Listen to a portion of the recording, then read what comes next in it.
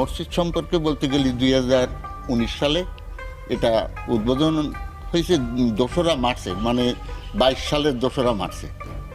এটা তো এই 23 সালের 2রা মার্চে এটা উদ্বোধন হয়েছে গত বছর। 1 বছর পূর্তি হয়ে গেছে, এই 1-2 দিন বেশি হল। এরপরের থেকে এখানে বিভিন্ন টাইলস কন্ট্রাক্টরদের মাধ্যমে টাইলস পাথর এগুলো কেনাকাটা হয়েছে ভক্তবিন্দুদের অর্থায়নে। এটা বিভিন্ন ভক্তবিন্দুদের অর্থায়নে, একজনের পরিমাণ একটু বেশি আর সবাই অনুদানে এটা তৈরি। মানে ফিরোজ সাহেব, ওনার বাড়ি মতলব থানা, চাঁদপুর ডিস্ট্রিক্ট।